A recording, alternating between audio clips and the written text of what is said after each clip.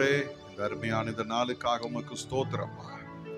கர்த்தர் தந்த எல்லா கிருபைகளுக்காக, நன்மைகளுக்காக உமக்கு நன்றி சொல்லுகிறோம். இந்த நேரத்தில் எங்களை முற்றிலுமாக உம்முடைய சமூகத்தில் ஒப்பு கொடுக்கிறோம். நீர் எங்களை பொறுப்பெடுத்துக் கொள்ளும். உம்முடைய வார்த்தைகளை நாங்கள் தியானிக்கும் பொழுது ஆண்டவர் எங்களோடு கூட நீர் இடைபடும்படியாய் ஜெபிக்கிறோம் சுவாமி. தடைகள் எல்லாம் மாற்றுங்க, கிருபையை தாங்க. உம்முடைய மகிமை உள்ள கரம் எங்களோடு கூட இருக்கட்டும், பாதுகாத்துக் கொள்ளும். இயேசுவின் மூலம் ஜெபிக்கிறோம் எங்கள் நல்ல பிதாவே, ஆமென், ஆமென். எத்தனை எத்தனை இன்னல்கள் என்னை தாக்கின பொழுதும் அத்தனை அத்தனை கிருபைகள் நம்மை தாங்கி கொண்டிருக்கிறார். அல்லேலூயா. ஆண்டவர் நம்மை இதுவரைக்கும் நடத்தினவர், இனிமேலும் நடத்துவார். அவருடைய நன்மைகளும் அவருடைய கிருபைகளும் நம்மை சூழ்ந்து கொள்ளும். ஒரு நாளும் நாம் குறைபட்டு போவதில்லை. அல்லேலூயா. இந்த நேரத்திலும் உங்கள் யாவரையும் திரும்பவும் ஆண்டவருடைய நாமத்தினாலே வாழ்த்தி வரவேற்கிறேன். ஆண்டவர் தாமே இந்த நாளுக்கும் இந்த நேரத்திற்கும் உரிய எல்லா ஆசீர்வாதங்களினாலும் உங்களை நிறைத்து வழி நடத்துவாராக. சற்று நேரம் சிந்திக்க தெரிந்து கொண்ட வேத பகுதி ஏசாயா தீர்க்கதரிசியின் புஸ்தகம் 40ஆம் அதிகாரம் 29வது வசனத்தை யாராகிலும் ஒருத்தர் வாசி. சோர்ந்து போகிறவனுக்கு அவர் பலன் கொடுத்து, சத்துவம் இல்லாதவனுக்கு சத்துவத்தை பெருக பண்ணுகிறார். அருமையானவர்களே, இந்த மாதத்திலே நாம் வாக்குத்தத்தமாக இந்த வசனத்தை நாம் சிந்தித்தோம். சோர்ந்து போகிறவனுக்கு அவர் பலன் கொடுத்து, சத்துவம் இல்லாதவனுக்கு சத்துவத்தை பெருக பண்ணுகிறார். சோர்ந்து போகுதல் என்ற அந்த வார்த்தைக்கு நீங்க பார்த்தீங்கன்னா களைப்புற்ற வாழ்க்கை என்று சொல்லுகிறது. சோர்வுற்ற வாழ்க்கை, வலு குறைந்த வாழ்க்கை, சலிப்பு மிகுந்த வாழ்க்கை. சோர்ந்து போகிறவன் அப்படின்னு சொன்னா களைப்புற்ற, சோர்வுற்ற, வலு குறைந்த அல்லது சலிப்பு மிகுந்த வாழ்க்கை. வேதத்திலே நாம் பார்க்கும்போது பாரம் சுமந்து சோர்ந்து போகிறவர்கள், நீங்க வேதத்தை வாசி பார்த்தீங்கன்னா மத்தேயு 11:28 ஆண்டவராகிய இயேசு கிறிஸ்து சொல்றாரு, வருத்தப்பட்டு பாரம் சுமக்கிறவர்களே நீங்கள் எல்லாரும் என்னிடத்தில் வாருங்கள். அது பொது மொழிபெயர்ப்புல நீங்க பார்த்தீங்கன்னா அங்கே சொல்லுகிறது சுமை சுமந்து சோர்வுற்றவர்களே என்று சொல்லுகிறார். சோர்ந்து போகிறவர், பாரம் சுமந்தா சோர்வு தானா வரும். நீங்க வேதத்தை பார்க்கும்போது லூக்கா 10ஆம் அதிகாரத்துல மார்த்தாள் பற்பல வேலைகளை செய்வதினாலே வருத்தம் அடைந்து அவங்க என்ன பண்ணாங்களாம், சோர்ந்து போனார்கள். அதனுடைய விளைவு என்ன அப்படின்னு பார்த்தீங்கன்னா அவங்க குறை சொல்லுகிறவர்களாக, இயேசுவின் மேலே குற்றம் சொல்லுகிறவர்களாக மாறினார். அப்போ இந்த பாரம் சுமந்து சோர்வுற்று இருக்கும்போது சோர்விலிருந்து நம்மை விடுதலை ஆக்குகிறவராக கடவுள் நம்மோடு கூட இருக்கிறார். ரெண்டாவது பார்த்தோம், சோர்ந்து போகிறவர்கள் எதனால சோர்ந்து போறாங்க அப்படின்னு பார்த்தீங்கன்னா எதிர்ப்பு வரும்போது சோர்ந்து போகிறோம். எலியாவை குறித்து நாம் பார்க்கிறோம். பெரிய தீர்க்கதரிசி தான், கடவுளுக்கு முன்னால நிற்கிறவன் என்று சொன்னவர் தான். ஆனா அவருடைய வாழ்க்கையில சோர்வு வந்த பொழுது அவர் ஒரு சூறை செடி கீழே போய் உட்கார்ந்துட்டு சொல்றாரு, கேட்கிறாரு, ஆண்டவரே நான் செத்து போகட்டும், என் பிதாக்களை பார்க்கிலும் நான் நல்லவன் அல்ல என்று சொல்லுகிறார். அப்ப அந்த மனிதனும் அவனுடைய வாழ்க்கையில அவன் சலிப்பு மிகுந்தவனாய் வாழ்ந்து ஒன்றும் சாதிக்க போறதில்ல, நான் செத்து போகிறேன் என்று சொன்ன அந்த மனிதனுடைய வாழ்க்கையில ஆண்டவர் அவனை பலப்படுத்தி திரும்பவும் தம்முடைய வல்லமையான செயல்களை செய்யும்படி ஆண்டவர் எடுத்து பயன்படுத்தினார். ரெண்டாவது இந்த வசனம் சொல்லுகிறது சத்துவம் இல்லாதவனுக்கு என்று சொல்லுகிறது. சத்துவம் இல்லாத என்று சொல்லும்போது மன வலிமை இல்லாத, மன வலிமை இல்லாம அல்லது வல்லமை இல்லாம இருக்கிற ஒரு மனிதனை ஆண்டவர் சொல்றாரு, அவனுக்கு நான் வல்லமையை தருவேன் என்று சொல்லுகிறார்.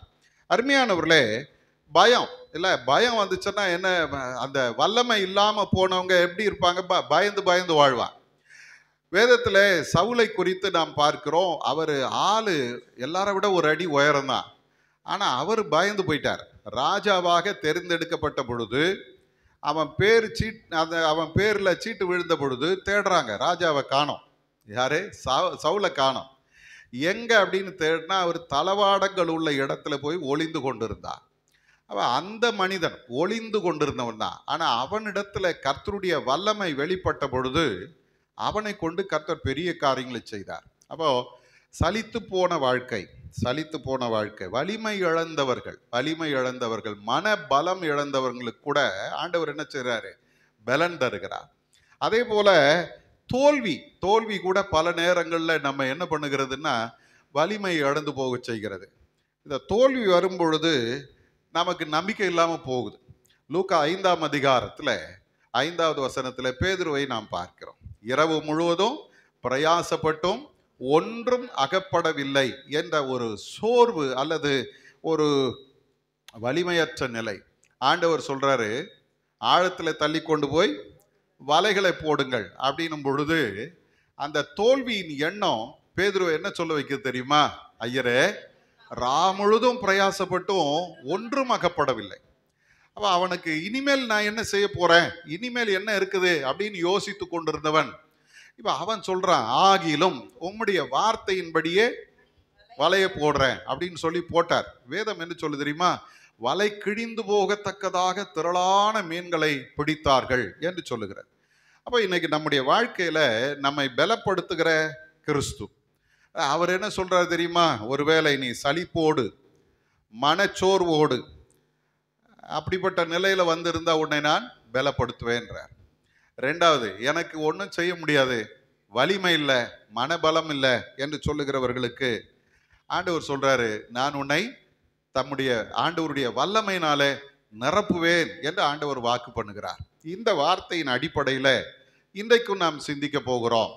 வேதம் சொல்லுகிறது, சங்கீதங்களின் புஸ்தகம் 29ஆம் சங்கீதம் 11வது வசனத்தை நீங்க வாசிச்சு பார்த்தீங்கன்னா அந்த இடத்துல ஆண்டவருடைய வேதம் சொல்லுது, கர்த்தர் தமது ஜனத்திற்கு பலன் கொடுப்பார், கர்த்தர் தமது ஜனத்துக்கு சமாதானம் அருளி அவர்களை ஆசீர்வதிப்பார். ஒரு அல்லேலூயா சொல்லுங்க. இன்னைக்கு அருமையான தேவ ஜனமே, இன்றைக்கு ஆண்டவர் எப்படிப்பட்டவராய் நம்மிடத்துல இருக்கிறார் என்று நாம் பார்ப்போமானால், அவர் நம்மை பலன் கொடுத்து நடத்துகிற தேவனாய் இருக்கிறார். அல்லேலூயா. பலன் கொடுக்கிறவர். எல்லாரும் பக்கத்துல இருக்கவங்கள பார்த்து சொல்லுங்க, கர்த்தர் உனக்கு பலன் கொடுப்பார். அல்லேலூயா. கொஞ்சம் சந்தோஷமா தான் சொல்லுங்களேன். பாதி பேர் பக்கத்துல இருக்கிறவங்கள பார்க்கவே இல்லை. நான் திரும்ப மாட்டேன். ஆமா, இப்படி சிரிச்சாதான் சந்தோஷமா இருக்குது. எல்லாம் உருன்னு மூஞ்ச வச்சுட்டு உட்கார்ந்துட்டீங்கன்னா நம்ம என்ன பண்றது? இல்ல, வேதம் என்ன சொல்லு தெரியுமா? ஆண்டவருடைய வேதம், கர்த்தர் தமது ஜனத்துக்கு என்ன பண்ணுவார்? பலன் கொடுப்பார். அல்லேலூயா. இன்னைக்கு அருமையானவர்களே, அந்த கடவுள் கொடுக்கிற பலன் எப்படிப்பட்டது? இதைத்தான் இன்றைக்கு நாம் சிந்திக்க போகிறோம். கடவுள் கொடுக்கிற பலன் எப்படிப்பட்டது? என்னாகமத்தின் புஸ்தகம் 23ஆம் அதிகாரத்துக்கு வந்தீங்கன்னா 22வது வசனத்தை யாராவது ஒருத்தர் வாசிங்க. என்னாகமம் 23:22. தேவன் அவர்களை எகிப்திலிருந்து புறப்பட பண்ணினார், காண்டாம் மிருகத்துக்கு ஒத்த பலன் அவர்களுக்கு உண்டு. அருமையானவர்களே, இந்த இடத்துல நாம் பார்க்கும்போது ஆண்டவர் தம்முடைய பலனை தம்முடைய ஜனங்களுக்கு கொடுக்கிறார். எப்பேற்பட்ட நிலைமை தெரியுங்களா? அங்கே முதல் வார்த்தை சொல்லுது, தேவன் அவர்களை எகிப்திலிருந்து புறப்பட பண்ணினார். அப்போ அதுக்கு முன்னால் அவங்க எங்க இருக்கிறாங்க? எகிப்தில் இருக்கிறாங்க. எகிப்து எதற்கு அடையாளம் தெரியுமா? அடிமைத்தனத்திற்கு அடையாளம். எகிப்திலே இந்த ஜனங்க ஏறக்குறைய 400 வருஷங்கள் அவர்கள் அங்கே அடிமைப்பட்டு கிடக்கிறாங்க. இந்த 400 வருஷத்தினுடைய அனுபவம் என்ன அப்படின்னு பார்த்தீங்கன்னா, யாத்திராகமம் 1ஆம் அதிகாரத்தை உங்களுடைய கரங்களில் எடுத்து வச்சுங்க. இந்த யாத்திராகமம் 1ஆம் அதிகாரம் 10வது வசனத்தை வாசிங்க. பாருங்க, முதல்ல இந்த ஜனங்களுடைய அடிமைத்தனத்தில் அவர்கள் அனுபவிக்கிற முதல் பிரச்சனை என்ன தெரியுமா? அவர்கள் பெருகக்கூடாது. அவங்க என்ன பண்ணக்கூடாது? பெருகக்கூடாது. அப்போ எதிரி என்ன நினைக்கிறான் தெரியுமா? இவங்க என்ன பண்ணக்கூடாது? பெருகக்கூடாது. இவங்க இருக்கிற மாதிரியே இருக்கணும், இல்லை இருக்கிறத விட குறைஞ்சு போகணும். இவர்கள் பெருகக்கூடாது. ஏன் பெருகக்கூடாது? பெருகினால் இவங்க என்ன பண்ணுவாங்க? சத்துருக்களோடு சேர்ந்து கொண்டு நமக்கு விரோதமாய் யுத்தம் பண்ணி தேசத்தை விட்டு புறப்பட்டு போவார். அவங்க விடுதலை அடைஞ்சிருவாங்க. அவங்க பெருகினாங்கன்னா அவங்க விடுதலை அடைஞ்சிருவாங்க. ஆகவே அவங்க என்ன பண்ணக்கூடாது? பெருகக்கூடாது. அவருடைய வாழ்க்கையில எப்போதும் ஏதாவது பிரச்சனை கொடுத்து அவர்கள் பெருகாதபடி அவர்களை அப்படியே ஒடுக்கணும். அதுதான் எதிரியினுடைய சூழ்ச்சி. இன்னைக்கு அருமையான தேவ ஜனமே, பல நேரங்களில் நம்ம வாழ்க்கையில ஒரு பிரச்சனையை எதிர்கொண்டு அந்த பிரச்சனை எப்படியோ சமாளிச்சு வெளியே வந்தா அடுத்து ஒரு பிரச்சனை ரெடியா இருக்கும். அடுத்த பிரச்சனை அதை சமாளிச்சு அப்படியே வெளியே வந்து அடுத்து ஒரு பிரச்சனைக்கு மேல பிரச்சனை, வேற எதையுமே நம்மளால யோசிக்க முடியாத ஒரு நெருக்கடியான வாழ்க்கையில தான் இன்றைக்கு நாம் வாழ்ந்து கொண்டிருக்கிறோம். ஆகவே இன்றைக்கு அநேக நேரங்கள்ல சத்துரு என்ன நினைக்கிறார் தெரியுமா? இவர்கள் என்ன பண்ணக்கூடாது? பெருகக்கூடாது, இவர்கள் விடுதலை பெறக்கூடாது. மூணாவது, இவங்க சமாதானமா இருக்கக்கூடாது. அந்த 14வது வசனத்தை வாசிங்க பார்க்கலாம். வயலில் செய்யும் சகலவித வேலையினாலும் அவர்களுக்கு அவர்கள் ஜீவனை கசப்பாக்கினார். சமாதானம் இல்லாத ஒரு நெருக்கடியான வாழ்க்கை இல்ல, அடிமைத்தனத்தின் வாழ்க்கை என்பது எப்படிப்பட்டது? நெருக்கடி, சமாதானம் இல்லை. எப்ப பார்த்தாலும் பிரச்சனை, எப்ப பார்த்தாலும் சண்டை, ஏதோ ஒரு வகையில ஏதோ ஒரு கஷ்டம் நம்மை ஆழ்த்தி கொண்டே இருக்கிறது. ஆகவே அவர்களுடைய வாழ்க்கை எப்படி இருக்கிறதா? கசந்து போன வாழ்க்கை. அதை விட மேல இன்னொரு பிரச்சனை வருது. என்னன்னா, இவருடைய ஆண் பிள்ளைகளை எல்லாம் கொன்று போட வேண்டும் என்று ராஜா சொல்லுகிறார். சந்ததி வளரக்கூடாது. அடுத்தது அவங்களுக்கு இருக்கிற பிரச்சனை என்ன தெரியுமா? இவர்களுடைய சந்ததி வளரக்கூடாது. எனக்கு அருமையான தேவ ஜனமே, பல நேரங்கள்ல நம்முடைய குடும்பத்துல நம்ம பிள்ளைகளை பற்றி எதிர்பார்ப்போடு வாழ்ந்து கொண்டு இருக்கிறோம். என் பிள்ளை வளரணும், என் பிள்ளை நல்ல நிலைக்கு வரணும், என் பிள்ளைக்கு ஒரு நல்ல வாழ்க்கை கிடைக்கணும், என் பிள்ளைக்கு ஒரு ஆசீர்வாதம் வேணும், எதிர்பார்க்கிறோம், காத்திருக்கிறோம். ஆனால் சத்துரு என்ன செய்யறான் தெரியுமா? அந்த பிள்ளைக்கு தான் பிரச்சனையை கொண்டு வரான். அதுதான் படிக்க மாட்டேங்குது, அதுதான் கீழ்ப்படிய மாட்டேங்குது, அதுதான் எதிர்த்து நிக்குது. நம்ம எதிர்பார்க்கிறது ஒண்ணு, நம்முடைய பிள்ளைகள் இருக்கிற சூழ்நிலை ஒண்ணு. இப்படி இருந்தீங்கன்னா ஒருவேளை இன்னைக்கு அதை நினைச்சு சோர்ந்து போய் இந்த இடத்துல வந்திருப்பீர்களான. நான் சொன்னது போல ஏன்னா பெருக முடியல, ஆசீர்வாதமா இருக்க முடியல, நன்மைகளை காண முடியல, அது ஒரு பக்கம். ரெண்டாவது, என் வாழ்க்கையே கசந்து போயிருக்கிறது, ஆண்டவர் எனக்கு விடுதலையை தரல, சமாதானம் இல்லாம வாழ்ந்து கொண்டு இருக்கேன், என் குடும்பத்துல என்னுடைய பிள்ளைகளிடத்துல நன்மையை நான் பார்க்க முடியல அப்படின்னு நீங்க நினைச்சீங்கன்னா, இன்னைக்கு கர்த்தர் சொல்றாரு, அந்த அடிமைத்தனத்திலிருந்து கர்த்தர் அவர்களை வெளியே கொண்டு வர்றார். அல்லேலூயா. இன்னைக்கு அருமையான தேவ ஜனமே, இந்த அடிமைத்தனத்திலிருந்து வெளியே வரும்போது இந்த இஸ்ரவேல் ஜனங்களுடைய வாழ்க்கையில் அவர்களை ஆண்டவர் சில காரியங்கள்ல பயிற்சிவிக்கிறார். நீங்க வேதத்தை வாசி பாருங்க. யாத்திராகமம் 13ஆம் அதிகாரம் அவர்கள் அங்க இருந்து வெளியே வர்றாங்க. 14ஆம் அதிகாரம் முதல் பயிற்சி. என்ன பயிற்சி தெரியுமா? நீ யுத்தம் பண்ண வேணாம், நான் உனக்காக யுத்தம் பண்ணுவேன். அல்லேலூயா. பெரிய ஒரு எதிர்ப்பு. அந்த ஜனங்க சந்தோஷத்தோட வந்திருப்பாங்க. கொஞ்ச நேரம் கூட அந்த சந்தோஷம் நிக்கல. எதிரில் செங்கடல் இருக்கிறது. சரி, எப்படியாவது போவோம் அப்படின்னு பார்த்தா வலது பக்கம் ஒரு பெரிய மலை இருக்குது, இடது பக்கம் ஒரு பெரிய மலை இருக்குது. பள்ளத்தாக்கில் போய் மாட்டிக்கிட்டாங்க. முன்னால பார்த்தா செங்கடல், பின்னால பார்த்தா ஒரே புகை மூட்டமா இருக்குது. என்னடான்னு அப்படி பார்த்தா கொஞ்சம் கொஞ்சமா எகிப்தினுடைய சேனை இவர்களை நெருங்கி வருகிறத பார்க்குறாங்க. ராஜா அங்கிருந்து கத்துறான், பிடிப்போம் அழிப்போம் அப்படின்னு கத்திக்கிட்டே வர்றான். ஜனங்க பார்த்த உடனே என்ன பண்றாங்க தெரியுமா? முதல்ல, ஆண்டவரே உம்மை நம்பித்தானப்பா வந்தோம், எங்களுக்கு நீங்க இறங்குங்க, ஒரு விடுதலையை தாங்கன்னு ஜெபம் பண்றாங்க. ஆனா சத்துரு இன்னும் நெருங்கிட்டே வர்றான். நெருங்கி வரும்போது கர்த்தரை நோக்கி கூப்பிட்டவங்க இப்ப பயந்தாங்க. மோசேக்கு விரோதமாக, கர்த்தருக்கு விரோதமாக முறுமுறுக்க ஆரம்பித்தார். இதுதானே நம்ம சூழ்நிலை. முதல் முறை ஜெபம் பண்ணுவோம், நல்லா ஜெபம் பண்ணுவோம், ஆண்டவரே அப்படி செய்யுங்கப்பா, இப்படி செய்யுங்கப்பா, உண்மையை நம்பி இருக்கிற ஆண்டவரே, எனக்கு வேற கதியே இல்லை, நீங்க தான் செய்யணும். பிரச்சனை இன்னும் அப்படியே அதிகமாக நம்ம பயம் வருது. அப்புறம் சொல்றோம், ஆண்டவரை நம்பி என்ன பிரயோஜனம், நாங்கள் ஒழுங்கா பைபிள் படிச்சு என்ன பிரயோஜனம், கடவுளை தேடி என்ன பிரயோஜனம், எல்லாம் ஒன்றும் இல்லாம போச்சு, சத்துரு என்னை அழிப்பதற்கு வந்து விட்டா. இவ கர்த்தர் சொல்றாரு, ஏன்பா பயந்துகிட்டு நிக்கிறீங்க, முன்னேறி போங்க. அல்லேலூயா. ஆண்டவர் சொல்ற, நீங்கள் நின்று கொண்டு கர்த்தர் உங்களுக்கு செய்யும் ரட்சிப்பை பாருங்கள். நீ யுத்தம் பண்ண போறதில்ல, உனக்காக யுத்தம் பண்ணுகிற ஒரு கர்த்தரை நீ பார்க்க போகிறாய். யாத்திராகமம் 14:14 சொல்லுது, கர்த்தர் உங்களுக்காக யுத்தம் பண்ணுவார், நீங்கள் சும்மா இருப்பீர்கள். முதல் அனுபவம். கண்ணை மூடிட்டு அமைதியா நின்னாங்க. கர்த்தர் சொல்றார், முன்னேறி போங்கன்னாரு. போனாங்க. செங்கடல் 2ஆ பிளந்துடுச்சு. உலர்ந்த தரை வழியாய் நடந்தார்கள். அல்லேலூயா சொல்லுங்க. இப்போ அவங்களுக்குள்ள ஒரு நம்பிக்கை வந்திருக்கும், கடவுள் எங்க கூட இருக்கிறார், எனக்காக யுத்தம் பண்ணுவார். இப்போ அடுத்து வெளியே வந்த உடனே சந்தோஷமா பாட்டெல்லாம் பாடி அல்லேலூயா போட்டு அந்நிய பாஷை பேசி எல்லாம் முடிச்சதும் திரும்பி பார்த்தா அமலேக்கியன் வந்து நிற்கிறான் யுத்தத்துக்கு. இப்போ ரெண்டாவது பயிற்சி என்ன தெரியுமா? நீயும் யுத்தம் பண்ணணும், நானும் உனக்காக யுத்தம் பண்ணுவேன். ஒரு அல்லேலூயா சொல்லுங்க. மோசே கூப்பிடுறாரு யோசுவாவைப்பா, நம்ம ஆளுங்களெல்லாம் கூட்டிட்டு போ, நீ போ, நான் இங்க இந்த மலையின் மேல நிற்பேன். எப்படி நிற்பேன் தெரியுமா? என் கைகளை உயர்த்தி கொண்டு நிற்பேன். கர்த்தர் உங்களுக்காக யுத்தம் பண்ணுவார். இப்ப 2 பேரும் யுத்தம் பண்றாங்க. யோசுவாவும் அவன் கூட இருந்த ஜனங்களும் யுத்தம் பண்றாங்க, கர்த்தரை யுத்தம் பண்றார். நல்ல கவனிங்க, பயிற்சி எப்படியெல்லாம் ஆண்டவர் ஆரம்பிக்கிறார் பாருங்க. இன்னைக்கு பல நேரங்கள்ல நம்ம எப்படி யோசிக்கிறோம் தெரியுமா? கர்த்தர் எனக்காக யுத்தம் பண்ணுவார், சும்மா இருப்பேன். கரெக்ட் தான், ஆரம்பம் தான். ஆனா அடுத்தது என்ன தெரியுமா? நீயும் யுத்தம் பண்ணுவாய், நானும் உன்னோடு கூட யுத்தம் பண்ணுவேன். முடிஞ்சது. இப்ப பாருங்க, மோசேயினுடைய கை உயர்த்தப்பட்டிருக்கும் போது இஸ்ரவேலர்கள் ஜெயித்தாங்க. மோசேயினுடைய கை தளர்ந்த பொழுது அமலேக்கியர் ஜெயிச்சாங்க. இப்போ மோசேயை ஊரும் ஆரோனும் சேர்ந்து அப்படி கையை பிடிச்சி தூக்கி நிறுத்திட்டாங்க. இப்போ இஸ்ரவேலர்கள் ஜெயித்தார். 2வது பயிற்சி முடிஞ்சுதா? இப்போ ஆண்டவர் என்ன கற்றுக் கொடுத்திருக்கிறார் தெரியுமா? நீயும் யுத்தம் பண்ணுவாய், நானும் உன்னோடு கூட இருந்து யுத்தம் பண்ணுவேன். 3வது பயிற்சி என்ன தெரியுமா? இப்ப கானானை நெருங்கிட்டாங்க.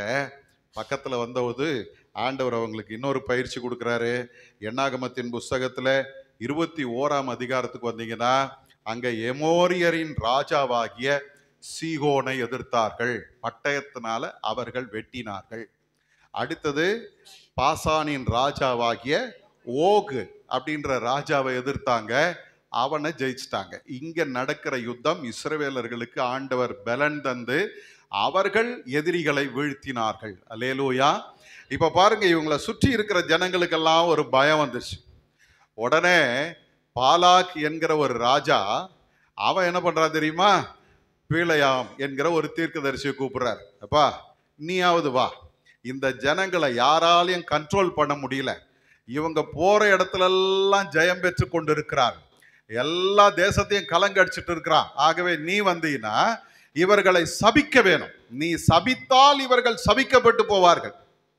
இப்ப பாருங்க, இந்த ஜனங்களை எதிர்த்து நிற்க ஒருத்தராலையும் முடியல.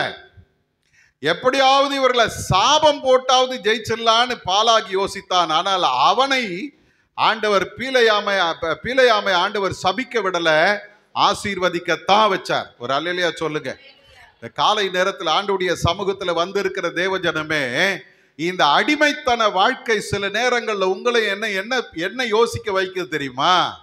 நம்மளால ஒண்ணும் முடியாது, இவ்வளவுதான் என்னால முடியும், எல்லாம் இதுதான் வாழ்க்கை, இப்படியே தான் வாழ்ந்துட்டு போனோம், இப்படித்தான் இருக்கணும்.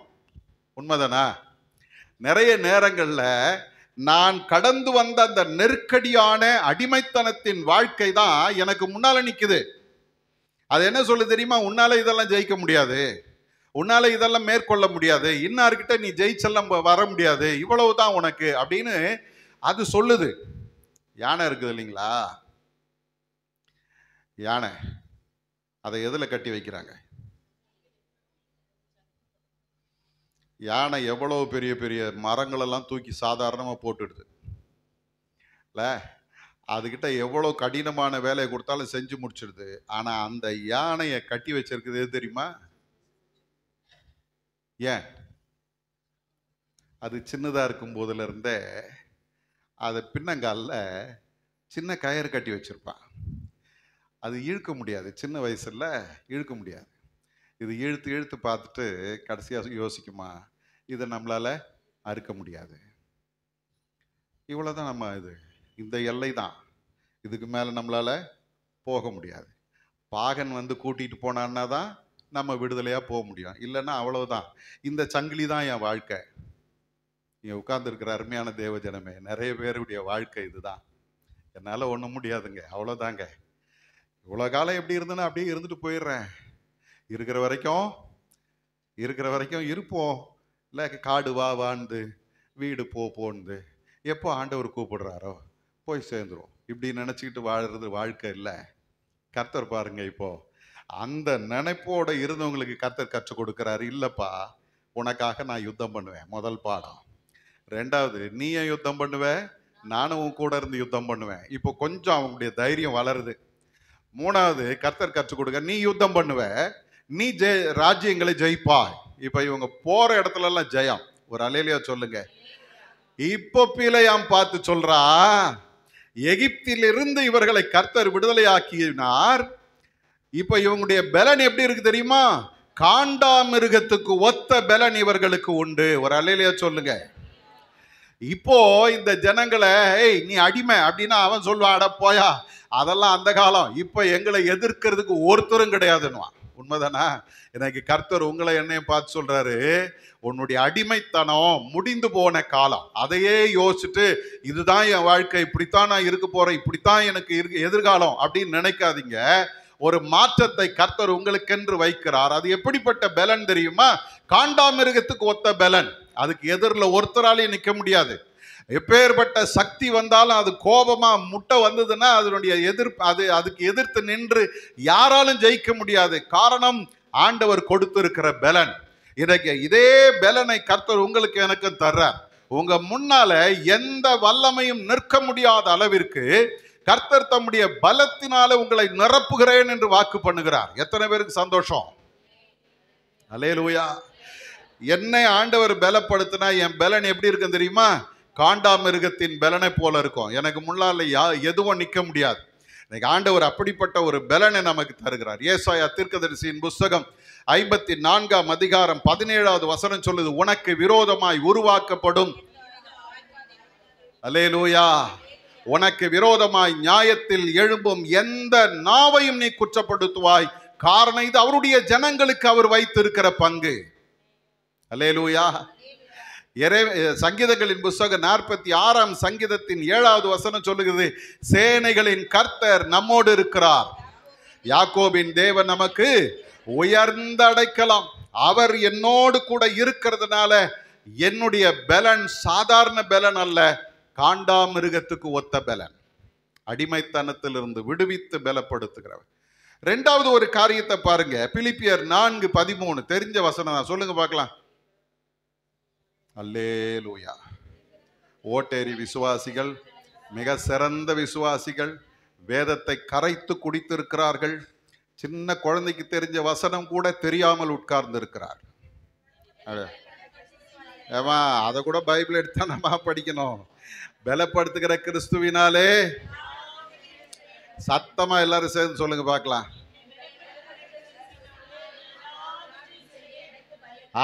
இப்ப ரெண்டாவது, இப்ப பவுலப்போஸ்தலன் சொல்றாரு, நான் குறை உள்ளவனா இருக்கிறேன், நான் பலவீனனா இருக்கிறேன், என்னால நிறைவையும் பார்க்க முடியும், குறைவையும் பார்க்க முடியும், திருப்தியா இருக்கவும் முடியும், பட்டினியா இருக்கவும் முடியும், எல்லாத்தையும் சொல்லிட்டு அவர் சொல்றாரு, என்னை பலப்படுத்துகிற கிறிஸ்துவினாலே எல்லாவற்றையும் செய்ய எனக்கு பலன் உண்டு. அப்போ இந்த பவுலனுடைய வாழ்க்கையை கொஞ்சம் அப்படி திரும்பி பார்த்தீங்கன்னா, இவர் ஒன்றும் அவ்வளோ பெரிய பலசாலி எல்லாம் கிடையாது. பவுல் யார் தெரியுமா? பலவீனமான மனிதன் தான். 2 கொரிந்தியரின் புஸ்தகம் 12ஆம் அதிகாரத்துக்கு வாங்க. அந்த இடத்துல 7வது வசனத்தை வாசிங்க பார்க்கலாம். அன்றியும் எனக்கு வெளிப்படுத்தப்பட்டவைகளுக்குரிய மேன்மை நிமித்தம் நான் என்னை உயர்த்தாதபடிக்கு என் மாம்சத்திலே ஒரு முள் கொடுக்கப்பட்டிருக்கிறது. என்னை நான் உயர்த்தாதபடிக்கு அது என்னை குட்டும் சாத்தானுடைய தூதனாய் இருக்கிறது. நல்ல கவனிங்க, பவுல் சொல்றாரு, அன்றியும் எனக்கு வெளிப்படுத்தப்பட்டவைகளுக்குரிய மேன்மையின் நிமித்தம் நான் என்னை உயர்த்தாதபடிக்கு. என்ன மேன்மை அப்படின்னு பார்த்தீங்கன்னா, அதுக்கு முந்தின பகுதியில நாம் பார்க்கிறோம், அவர் ஒரு மனிதனை அறிவேன் அப்படின்னு சொல்றார் இல்ல. 2வது வசனத்துல கிறிஸ்துவுக்குள்ளான ஒரு மனுஷனை அறிவேன். அது வேற யாரும் இல்லை, இவர் தான்.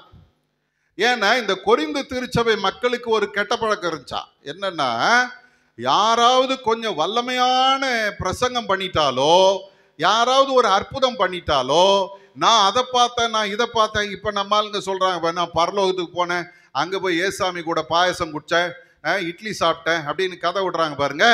இந்த மாதிரி யாராவது சொல்லிட்டா இந்த கொரிந்து மக்கள் என்ன பண்ணுவாங்களா தெரியுமா? அவங்கள தெய்வமா பார்ப்பாங்களா. ஐயோ, இவர் பெரிய ஆளியா, கடவுளோடய போய் உட்கார்ந்து இருக்கிறாரு, பரலோகத்துல எல்லாம் நடந்து இருக்கிறாரு, நம்மளால எல்லாம் ஒண்ணும் முடியாது, இவரு பெரிய ஆள். அப்படியே அவரை தெய்வமா பார்ப்பாங்க. அதனாலதான் பவுலப்போஸ் என்ன பண்றான் தெரியுமா? நான் அப்படின்னு சொல்லல. அவர் சொல்றாரு, எனக்கு ஒருத்தர் தெரியும். அவர் என்ன பண்ணார் தெரியுமா? 14 வருஷத்துக்கு முன்னே 3ஆம் வானம் வரைக்கும் எடுக்கப்பட்டார். அவன் சரீரத்தில் இருந்தானோ சரீரத்திற்கு புறம்பே இருந்தானோ அதை அறியேன், தேவன் அறிவார் சொல்றார். அப்புறம் அந்த மனுஷன் எங்க போனாரு? பரதீசுக்குள் எடுக்கப்பட்டு மனுஷர் பேசப்படாததும் வாக்கு கேட்டாதும் ஆகிய வார்த்தைகளை கேட்டான் என்று அறிந்திருக்கிறேன். இதெல்லாம் சொல்லிட்டு இதை அவர் என்ன சொல்றாரு தெரியுங்களா? எனக்கு வெளிப்படுத்தப்பட்டவைகளுக்குரிய அந்த மேன்மையான அனுபவத்தை வச்சுக்கிட்டு நான் பெருமை பாராட்டுறதுக்கு என்கிட்ட ஒண்ணுமே கிடையாதுயா. காரணம் என்ன தெரியுமா? எப்பெல்லாம் என்ன நான் மேன்மையாய் நினைக்கிறேனோ அப்பெல்லாம் என் தலையில ஒரு கொட்டு விழுது. என்ன கொட்டு தெரியுமா? பலவீனம், முள்ளு. அது என்னுடைய சரீரத்துல ஆண்டவர் வச்சிருக்கிறாரு, சாத்தானுடைய தூதனா இருக்குது. எப்பெல்லாம் பெருமை பாராட்டுறனோ அப்ப அது ஒரு குட்டு. ஏய், என்ன நீ அவ்வளவு பெரிய ஆளெல்லாம் கிடையாது, நீயும் பலவீனம் தான்டா. நம்ம வானத்துக்கு போனா அங்க பார்த்த இங்க பார்த்தன்ற ஒண்ணும் கிடையாது. உன் உடம்புல என்ன இருக்கு தெரியுமா? பலவீனம் இருக்கு. அதுவும் எப்படி இருக்குது? முள்ளா இருக்கு. அனுபவிச்சிருக்கிறீங்களா? அத முள்ளு குத்திட்டா என்ன ஆகும்? நீங்கெல்லாம் ரொம்ப நல்லவங்க. முள்ளு இருக்கிற இடமே போக மாட்டீங்க. முள்ளுன்னா அது என்னது, அது முள்ளு அப்படின்னு கேட்குற ஆளுங்க தான் நீங்க இல்ல. எல்லாம் ஏசி போட்டு குளிரில் தூங்கின்னு இருக்கிறீங்கன்னு நினைக்கிறேன். முள்ளு குத்தி அனுபவிச்சிருக்கிறீங்களா? செத்தே போயிடுவாங்க, செப்டிக் ஆச்சுடா. எனக்கு அப்படி ஒரு அனுபவம் உண்டு. நான் 8வது படிக்கும்போது விளையாட்டில் அப்படி வேகமாக ஓடினேன். 2 பேர் என்னை துரத்திட்டு வந்தாங்க. ஓடின வேகம், ஒரு முள்ளு செடியை தாண்டி ஓடின பாருங்க, அந்த முள்ளு செடியில இருந்த ஒரு காஞ்ச முள் என் காலில் குத்திடுச்சு, ஆழமாக இறங்கிச்சு. அதை அடித்த வேகம், அந்த முள் வெளியே தான் இருந்துச்சு, அதை எடுத்துட்டேன். ஆனால் அதில் ஒரு சின்ன துண்டு உள்ளே போயிடுச்சு. காலில் பட்டதுனால சதை இல்லாமல் நல்ல எலும்புகளுக்கு நடுவில் போயிடுச்சு. ஆனால் கொஞ்ச நாள் ஆனதும் அந்த புண்ணு ஆறிடுச்சு. சரி, அப்போ நம்ம முள்ளை எடுத்துட்டோம் அப்படின்னு நினச்சிட்டு நானும் விட்டேன். ஒரு 6 மாதம் ஆச்சு, கொஞ்சம் வலி இருந்தது. அப்புறம் பார்த்தா அந்த இடம் அப்படியே பழுக்க ஆரம்பிச்சிது. அப்புறம் அதுலேருந்து சீழ் வர ஆரம்பிச்சிது. திரும்ப கொஞ்ச நாள் ஆச்சு, அது ஜெபம் பண்ணி எண்ணெல்லாம் போட்டு, 8வதுல எங்கள் அம்மா எனக்காக ஜெபம் பண்ணுவோம், எண்ணெல்லாம் போட்டு சரியாக போச்சு. திரும்பவும் கொஞ்ச நாள் ஆச்சு, திரும்ப அந்த இடத்துல பழுக்க ஆரம்பிச்சிது. திரும்பவும் சீழ் வைக்கும், கால் வீங்கும், திரும்பவும் வைத்தியம் பண்ணுவாங்க, சரியா போயிடும். எத்தனை வருஷம் அனுபவிச்சு தெரியுமா? 15 வருஷம் அனுபவிச்சு. வருஷத்துக்கு 2 முறை இல்லை 1 முறை கண்டிப்பாக வந்துடும். அந்த கால், வலது காலில் பாதத்தில் அப்படியே வீங்கிடும். அந்த வீக்கம் அப்படியே இருக்கும். ஷூ போட முடியாது, செருப்பு போட்டாலும் அந்த இடத்துல தேயும், தாங்க முடியாத வலி இருக்கும். ஒரு நாள் மணப்பாக்கத்தில் இருக்கும்போது தான் அந்த வலி சீழ் பிடிச்சி வலி தாங்க முடியல. நான் வெறுத்து போய் என்னதான் இருக்குது பார்ப்போம் அப்படின்னு அந்த வீக்கம் இருந்த இடத்த போட்டு கரன்னு அழுத்தி தேய்க்க ஆரம்பிச்சேன். கொஞ்ச நேரத்தில் அது உள்ள இருந்து ஒரு சின்ன பீஸ் முள் வெளியே வந்துச்சு. அன்னையோட அந்த பிரச்சனை ஒழிஞ்சுது. எதுக்கு சொல்றேன் தெரியுமா? முள் ஒரு உடம்புல இருந்துச்சுன்னா அது செப்டிக் ஆகும், சீழ் வைக்கும், வலி இருக்கும். அந்த வலியை நினைச்சு நீங்க வருத்தப்படணும். இப்ப பவுல் சொல்றாரு, எப்பெல்லாம் என்னை நான் உயர்த்துகிறேனோ அப்பெல்லாம் என்னை குட்டுகிற சாத்தானுடைய தூதனாய் ஒரு முள்ள ஆண்டவர் எனக்கு அனுமதிச்சிருக்கிறாரு. தாங்க முடியல, கஷ்டமா தான் இருக்குது, அது ரொம்ப கஷ்டப்படுத்துது. பவுல் சொல்றாரு, 3 முறை நான் வேண்டினேன், ஆண்டவரே இந்த முள்ள என்னால தாங்க முடியல சாமி, எடுத்து போட்டுருங்க, எனக்கு ஒரு சுகத்தை தாங்க. ஊருக்கெல்லாம் போய் உபதேசம் பண்றேன், நான் ஜெபம் பண்ணா பேய் ஓடுது, நான் ஜெபம் பண்ணா சுகமாகறாங்க, செத்தவன் உயிரோட எழும்புறான். இவ்வளவு அற்புதம் என்ன கொண்டு செய்றீங்களே, எனக்கு ஒரு அற்புதம் செய்யுங்கப்பா. கெஞ்சி இருப்பான். 3 முறை கெஞ்சுறான். வந்த பதில் என்ன தெரியுமா? அதான் கொடுத்துட்டேன்ப்பா அப்படின்னு இல்ல. பதில் என்ன தெரியுமா? என் கிருபை உனக்கு போதும், பலவீனத்தில் என் பலன் பூரணமா விளங்கும். கிருபை. இப்போ இந்த கிருபையை பத்தி பாத்தீங்கன்னா, ஆண்டவருடைய கிருபை சாதாரணமானது அல்ல. அல்லேலூயா, அல்லேலூயா. இந்த முள்ளு இவன் உடம்புல இருந்து குத்தி இவனை காயப்படுத்தி இவனை வேதனைப்படுத்தி, வேணா ஆண்டவரே இதுல இருந்து எனக்கு விடுதலை தாங்கன்னு கேட்டுக்கிட்டு இருந்தவனை இப்ப ஆண்டவர் சொல்றார், அப்பா இதை விட மேலான ஒரு கிருபையை நான் உனக்கு தருகிறேன். அல்லேலூயா. அது என்ன கிருபை தெரியுமா? பலவீனத்துல என்னுடைய பலன் பூரணமாய் விளங்கும். சுகம் கேட்கிற, ஆனா அந்த சுகத்தை விட ஒரு அற்புதமான ஒரு கிருபை நான் உனக்கு தருகிறேன். அது என்ன தெரியுமா? உனக்கு இருக்கிற இந்த பலவீனத்துக்கும் மேலாக உன்னை பலப்படுத்துகிற ஒரு கிருபை. அல்லேலூயா. எனக்கு அருமையான தேவஜனமே, என்னையா அது கிருபை அப்படின்னா, சங்கீதக்காரனை கேட்டு பாருங்க. 63ஆம் சங்கீதத்துல சொல்லுவாரு, ஜீவனை பார்க்கிலும் உமது கிருபை நல்லது. அப்படின்னா என்ன அர்த்தம்? நானு 80 வருஷம் வாழணும், 90 வருஷம் வாழணும், 100 வருஷம் வாழணும்னு கேட்கறத விட, உங்க கிருபையை கொடுங்கப்பா, வாழ்கிற கொஞ்ச நாள் வாழ்க்கையில அந்த கிருபையை வச்சுக்கிட்டு நான் வாழ்ந்துட்டு போயிடுவேன் சுவாமி. ஜீவனை பார்க்கிலும் உம்முடைய கிருபை நல்லது. இப்ப பவுலப்போஸ்தலனுக்கு ஆண்டவருடைய வார்த்தை வருது, அப்பா பலவீனத்துல என் பலன். கேட்ட உடனே பவுலுக்கு ஒரு பெரிய சந்தோஷம். என்ன தெரியுமா? நான் என்னமோ ரொம்ப கஷ்டப்படுறேன், என்னால தாங்க முடியலன்னு நினைச்சா, இந்த பலவீனத்திலிருந்து எனக்கு ஒரு பெரிய பலனை கர்த்தர் கொடுக்கிறார். அந்த 9வது வசனத்தை வாசிங்க பார்க்கலாம். அவர் என் கிருபை உனக்கு போதும், பலவீனத்திலே என் பலம் பூரணமாய் விளங்கும் என்றார்.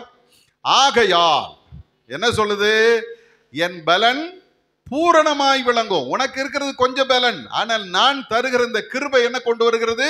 ஒரு முழுமையான பலனை கொண்டு வருகிறது. அது பூரணமாய் விளங்கும். ஆகையால் கிறிஸ்துவின் வல்லமை என்னில் தங்கும்படிக்கு என் பலவீனங்களை குறித்து நான் மிகவும் சந்தோஷமாய் மேன்மை பாராட்டுவேன். ஒரு அல்லேலூயா சொல்லுங்க.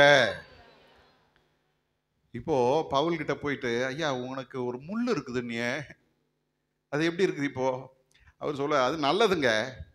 எது? அது நல்லது. அடிக்கடி சீழ் பிடிக்குத. ஆமா, ஆனா அதை விட கடவுளுடைய பலன் எனக்குள்ள அதிகமா இருக்குதுயா, அவருடைய கிருபை அதிகமா இருக்குது. ஆகவே இந்த பலவீனம் இல்லைன்னு வச்சுங்களேன், அந்த கிருபை எனக்கு கிடைச்சிருக்காது. அதனால அந்த அந்த பலவீனம் எனக்கு நல்லது. அல்லேலூயா. கரை கரை ஏன் ரின் இருக்குது? சர்ஃபெக்ஸலா? சர்ஃபெக்ஸலா ரின்னா? சர்ஃபெக்ஸல் இருக்குது. ஆகவே கரை. பவுல கேட்டீங்கன்னா அவர் சொல்லுவாரு, கிருபை இருக்குது, ஆகவே இந்த பலவீனம் நல்லது. கிருபை இருக்கிறது, ஆகவே இந்த தோல்வி நல்லது. கிருபை இருக்கிறது, ஆகவே இந்த நிந்தை. கிருபை இருக்குது, ஆகவே இந்த பிரச்சனை. அல்லேலூயா. ஒன்னு தெரிஞ்சுங்க, ஒரு பக்கம் அடைக்கப்பட்டா உனக்கு 4-7 பக்கத்தை திறக்கிறது கர்த்தர் உண்மை உள்ளவர். ஒரு பக்கம் பிரச்சனை தான், ஒரு பக்கம் பலவீனம் தான், ஒரு பக்கம் வியாதி தான், வேதனை தான். ஆனா பவுல் சொல்றாரு, இதை குறித்து நான் மேன்மை பாராட்டுவேன். காரணம் என்ன தெரியுமா? இதை விட பல மடங்கு நன்மையான கிருபையை கர்த்தர் எனக்கு கொடுத்து கொண்டே இருக்கிறார். சரி, அங்கதான் பார்த்தா அதாவது மேன்மை பாராட்டுறாருன்னு பார்த்தா, அடுத்த வார்த்தை சொல்லுகிறது, அந்தப்படி நான் பலவீனமாய் இருக்கும் போதே பலமுள்ளவனாய் இருக்கிறேன். ஒரு அல்லேலூயா சொல்லுங்க. கர்த்தருடைய கிருபை எப்படிப்பட்டது தெரியுமா? இப்போ பலவீனமா இருக்கிறேன், அந்த கிருபை வந்த உடனே இந்த பலவீனம் எல்லாம் அடிபட்டு போச்சு. அல்லேலூயா. பலவீனம் அடிபட்டு போச்சு. இப்ப கர்த்தருடைய பலன் என்னில இருக்கிறதுனால பவுல் சொல்றாரு, நான் பலவீனமாய் இருக்கும் போதே எப்படி இருக்கிறேன்? அல்லேலூயா, அல்லேலூயா. இன்னைக்கு அருமையான தேவ ஜனமே, ஆண்டவர் பலப்படுத்துகிறார். முதல்ல பார்த்தோம், அடிமைத்தனத்திலிருந்து விடுதலையாக்கி பலப்படுத்தினார். காண்டாமிருகத்துக்கு ஒத்த பலன் தந்தார்.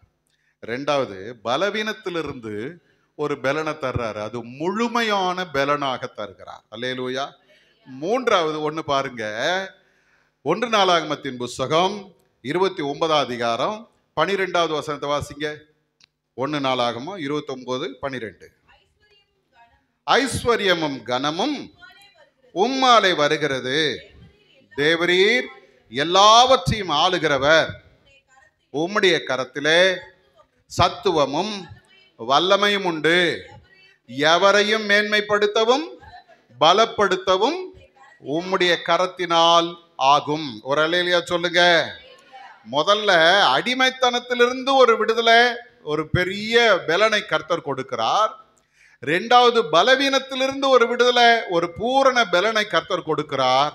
மூன்றாவது, யாரையும் எப்பேற்பட்டவர்களையும் கர்த்தர் மேன்மைப்படுத்தவும் பலப்படுத்தவும் வல்லமை உள்ளவராய் நம்மோடு கூட இருக்கிறார். அல்லேலூயா.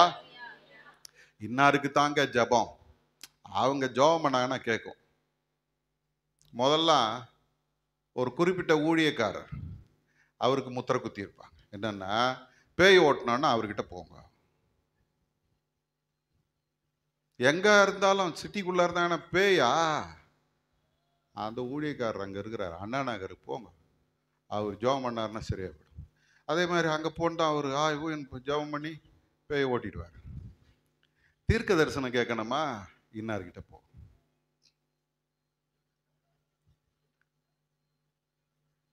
ஆனா இன்னைக்கு ஆண்டவர் உங்களை என்னையும் பார்த்து சொல்றாரு, நீ யாரா இருந்தாலும் சரி, எல்லாரையும் இல்ல, அங்க பவுல அந்த தாவீது சொல்றாரு, எவரையும். அல்லேலூயா. அவங்க சோப்பா இருந்தாலும் சரி, கருப்பா இருந்தாலும் சரி, படிச்சவங்களா இருந்தாலும் சரி,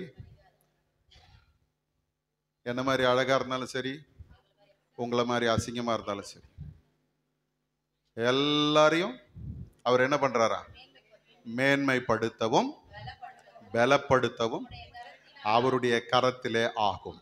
ஏன் அப்படி என்ன அவர்கிட்ட பலன் இருக்குது, அவர்கிட்ட என்ன இருக்குது அப்படின்னு பாத்தீங்கன்னா, தாவீது சொல்றாரு, முதல்ல ஐஸ்வர்யமும் கனமும் உம்மாலே வருகிறது.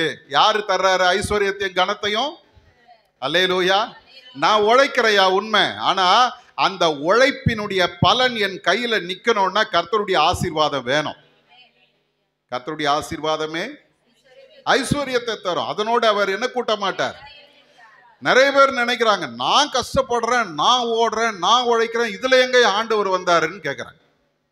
ஒண்ணு தெரிஞ்சுங்க, நீ ஆயிரமா சம்பாதிச்சாலும் அது உன் கையில நிக்கணும்னா கர்த்தருடைய ஆசீர்வாதம் இருக்கணும்.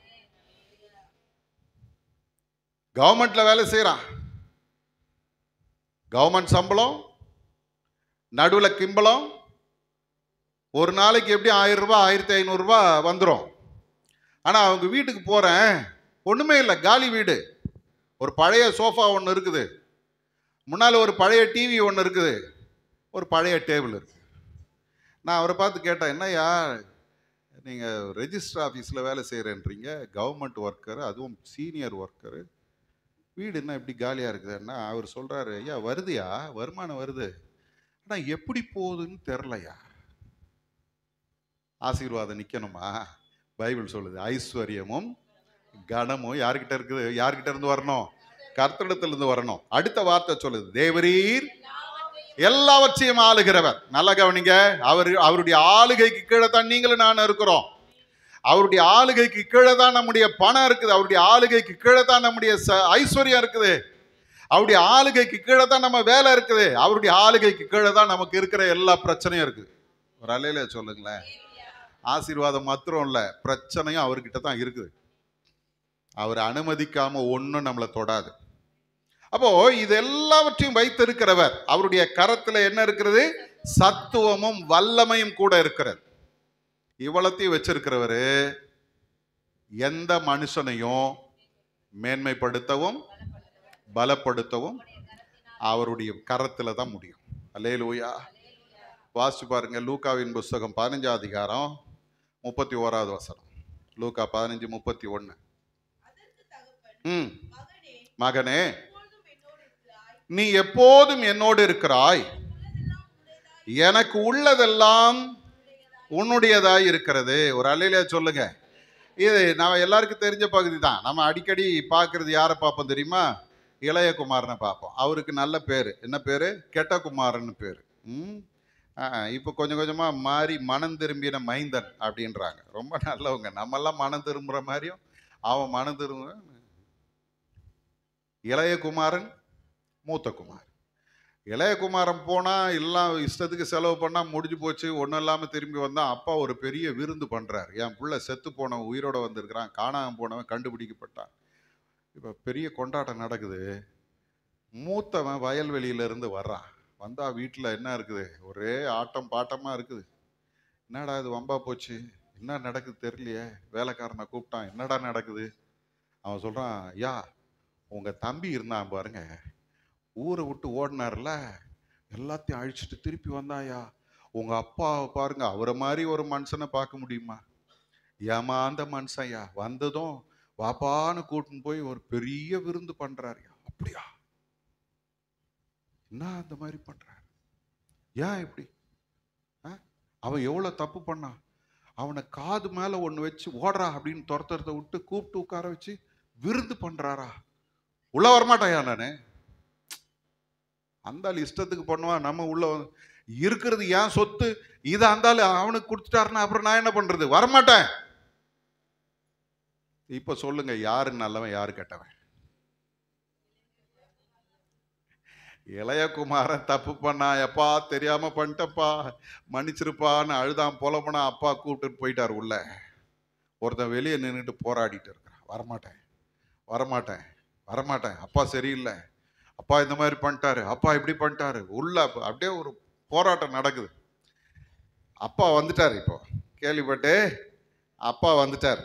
வந்ததை என்ன நடக்குது பாருங்க. அவன் 29வது வசனத்தை பாருங்க. அவன் தகப்பனுக்கு பிரதியுத்தரமாக, இதோ இத்தனை வருஷ காலமாய் நான் உமக்கு ஊழியம் செய்து ஒரு காலம் உடைய கற்பனை மீறாது இருந்தும் என் சிநேகிதரோட நான் சந்தோஷமா இருக்கும்படி ஒரு காலம் எனக்கு ஒரு ஆட்டுக்குட்டியையாவது நீ கொடுத்ததில்லை. இப்பதான் உள்ள இருக்குது, வெடிக்குது. இவ்வளோ நாள் உனக்காக நான் உழைச்சன, எனக்கு என்ன கொடுத்தேன்? ஒரு ஆட்டுக்குட்டியை கொடுத்துருப்பியா? இவனுக்கு சொத்தையே பிரித்து கொடுத்துட்டு இவன் போய் எல்லாத்தையும் காலி பண்ணிட்டு வந்திருக்கிறான்.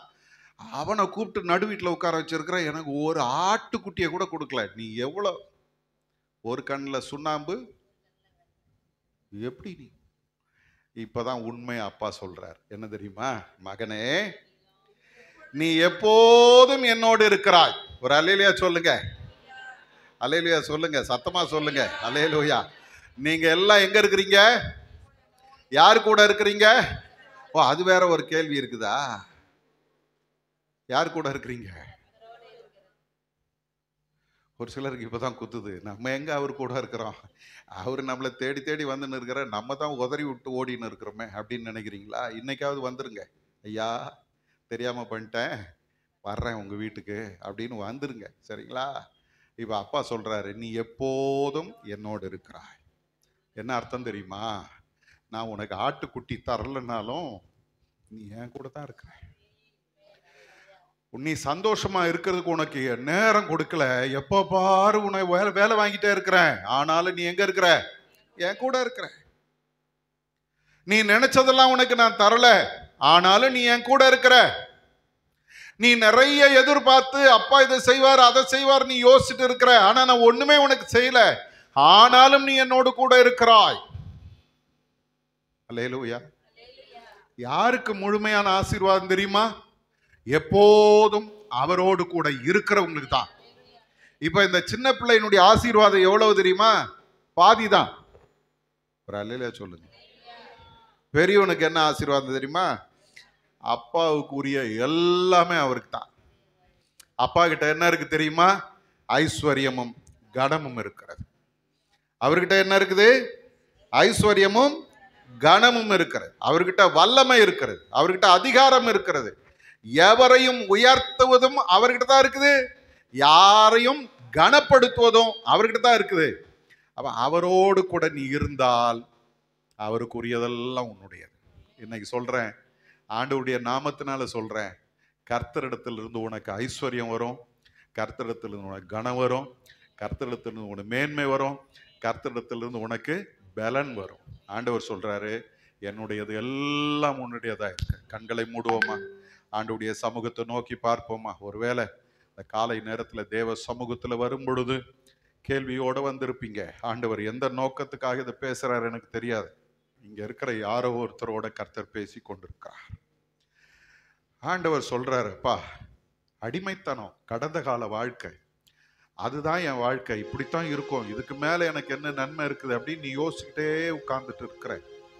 பெரிய காரியங்களை உன்னால யோசிக்க முடியல, நன்மையானதை உன்னால யோசிக்க முடியல. எனக்கு கர்த்தர் பலப்படுத்துவார், காண்டா மிருகத்துக்கு ஒத்த பலன், அந்த அப்படிப்பட்ட மேன்மையான ஆசீர்வாதம் எனக்கு இருக்கிறதுன்னு சொல்லி உன்னால நம்ப முடியல. நீ உன்னுடைய வாழ்க்கையை குறைவாகவே மதிப்பிட்டு கொண்டு இருக்கிறாய். ஆனா உன்னை பலப்படுத்த போகிற கிறிஸ்து கர்த்தர் சொல்றாரு, காண்டா மிருகத்துக்கு ஒத்த பலனை நான் உனக்கு தருவேன். நீ போகிற இடத்திலெல்லாம் உன்னோடு கூட நான் இருந்து பெரிய காரியங்களை நான் செய்ய போகிறேன். உனக்கு எதிராக எழும்புகிற எந்த ஆயுதமும் வாய்க்காமல் போகும். உனக்கு எதிராக நியாயத்தில் எழும்புகிற எந்த நாவையும் நீ குற்றப்படுத்துவாய். உன்னை மேற்கொள்ள ஒருவனாலும் முடியாது. ஆண்டவர் இந்த நேரத்தில் உன்னை கரம் பிடித்து கொண்டு சொல்லுகிறார், நீ அடிமைத்தன வாழ்க்கையில சமாதானத்தை இழந்து போயிருந்தாய், உன்னுடைய மேன்மையை நீ இழந்து போயிருந்தாய், உன்னுடைய வாழ்க்கை கசந்து போயிருந்தது, நீ பெருகாதபடி சத்துரு உன்னை சிறுமைப்படுத்தி கொண்டிருந்தார். ஒவ்வொரு நாளும் வேதனையும் கண்ணீருமே உன் வாழ்க்கையாய் இருந்தது. ஆனால் கர்த்தர் உன் அடிமைத்தனத்திலிருந்து உன்னை மீட்டெடுத்தவர். காண்டா மிருகத்துக்கு ஒத்த பலனை உனக்கு கொடுக்கிறார். உனக்கு எதிராக எந்த பலனும் நிற்க முடியாது. ரெண்டாவது சொல்றாரு, பலவீனமாய் தான் இருக்கிறாய், குறைவோடத்தான் இருக்கிற, பிரச்சனையோடத்தான் இருக்கிற, ஆனா உன்னை விடுதலை ஆக்குகிற கர்த்தர் சொல்றாரு, அதைவிட மேலான கிருபை நான் உனக்கு தந்து உன்னை பலமுள்ளவனாய் மாற்றுகிறேன். ஹல்லேலூயா. இந்த காலை நேரத்துல உங்களுக்கு இருக்கிற பிரச்சனைகளை நினைச்சு நினைச்சு நினைச்சு, ஆண்டவரே, இது என்னால தாங்க முடியலப்பா, இது என்னால சுமக்க முடியல, இது எனக்கு பெரிய பாரமா இருக்கு, பெரிய பிரச்சனையா இருக்கு சொல்லிக்கிட்டே இருக்கிறீங்க. ஆண்டவர் இன்னைக்கு உங்களை பார்த்து சொல்றாரு, இல்ல மகனே, மகளே, அதை விட பெரிய ஒரு கிருபையை தர்றேன். அந்த கிருபை உன்னுடைய வாழ்க்கையில எப்படி இருக்கும் தெரியுமா? பூரணமான நன்மைகளை கொண்டு வரும், பூரணமான பலனை கொண்டு வரும், பூரணமான ஆசீர்வாதத்தை கொண்டு வரும்.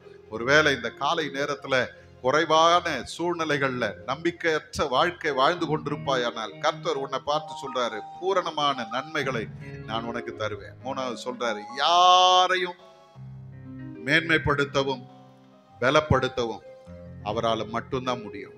இந்த இடத்துல வந்திருக்கிறீங்க, நீ படிச்சிருக்கிறியோ படிக்காம இருக்கிறியோ, நீ ஆண்டவருக்கென்று உண்மையா இருந்து அவரோடு கூட நீர் இணைந்திருந்தால் ஆண்டவர் சொல்றாரு, என்கிட்ட ஐஸ்வர்யம் இருக்குது, கனம் இருக்கிறது, என்கிட்ட மேன்மை இருக்குது, என்கிட்ட வல்லமை இருக்குது, அது எல்லாவற்றையும் நான் உனக்கு தரப்போகிறேன். ஹல்லேலூயா. அந்த மூத்த குமாரனுக்கு அப்பா சொன்ன பதிலை இன்னைக்கு ஆண்டவர் உங்களுக்கு எனக்கும் சொல்லுகிறார். மகனே, மகளே, நீ எப்போதும் என்னோடு கூட இருக்கிறாய், எனக்கு உரியதெல்லாம் உன்னுடையதா இருக்கு. ஆண்டவரே, இந்த வார்த்தைகளுக்காக ஸ்தோத்திரம் சுவாமி. இதை எங்களுக்கு ஆசீர்வதித்தார், பலப்படுத்தும். எங்களுடைய பலவீனத்துல உம்முடைய பூரணமான பலன் வெளிப்படட்டும். எல்லாவற்றுக்கும் மேலாக யாராயிருந்தாலும் எல்லாரையும் மேன்மைப்படுத்தவும் பலப்படுத்தவும் உம்முடைய கரத்தினாலே ஆகும் என்பதை நாங்கள் விசுவாசிக்கிறோம். அந்த நன்மை இங்க இருக்கிற அத்தனை பேருக்கும் கர்த்தர் தந்து ஆசீர்வதிப்பீராக. பொறுப்பெடுத்துக் கொள்ளும். இயேசுவின் மூலம் ஜெபிக்கிறோம் எங்கள் நல்ல பிதாவே. ஆமென்.